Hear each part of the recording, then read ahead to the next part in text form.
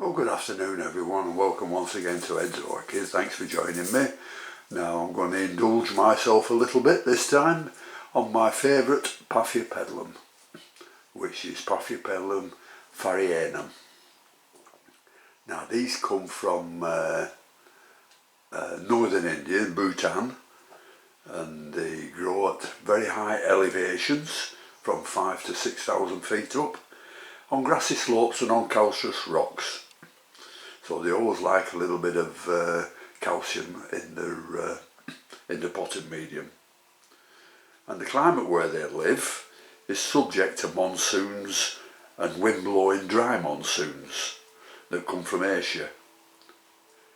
They are therefore subjected to heavy rainfall from May until October, when the temperatures can rise above 90 degrees Fahrenheit and stay above 60 Fahrenheit at night.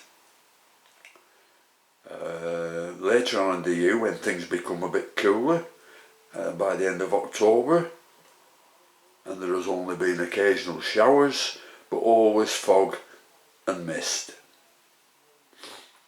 Now in winter they'll stand much lower temperatures, they'll go down to the lower 40s and the highs of the high teens.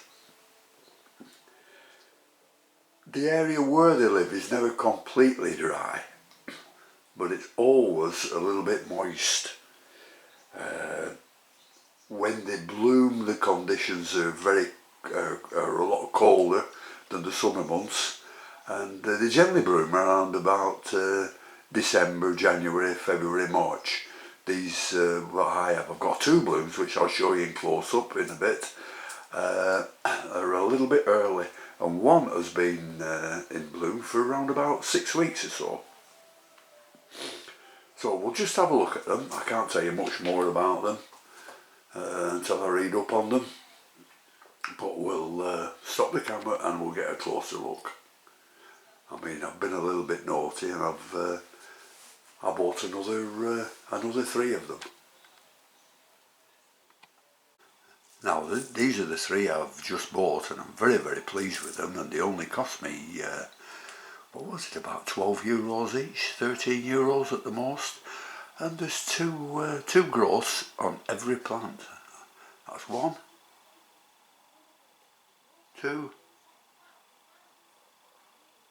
3. And I got them from Papua orchids in Germany. They came absolutely beautifully packed and in very nice conditions. If you can see, I've got a little bamboo skewer stuck in each of them, which tells me whether they need watering or not. What I do is just lift one out, touch my lip with it, and if it feels damp, it doesn't need watering. So we'll have a look at the plants. This one has been out for, getting up 6 weeks or more. Absolutely beautiful flowers, you must admit. And then I've got one here just opening. Here it is.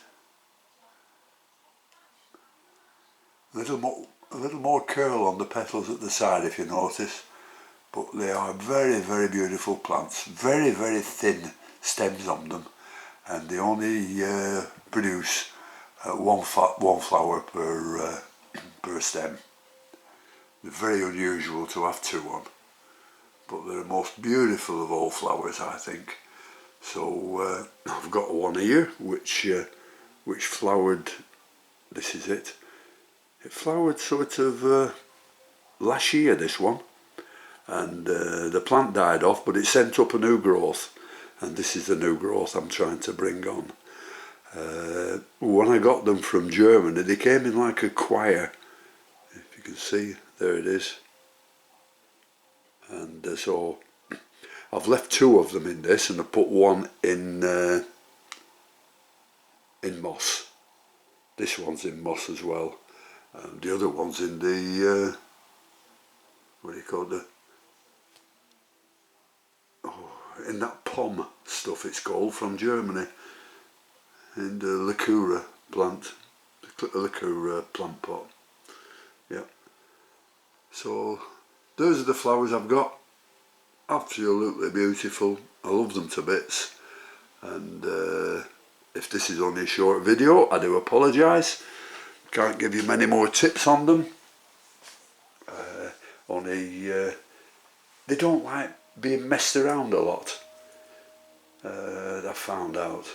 And they're quite easy to flower, but not easy to grow.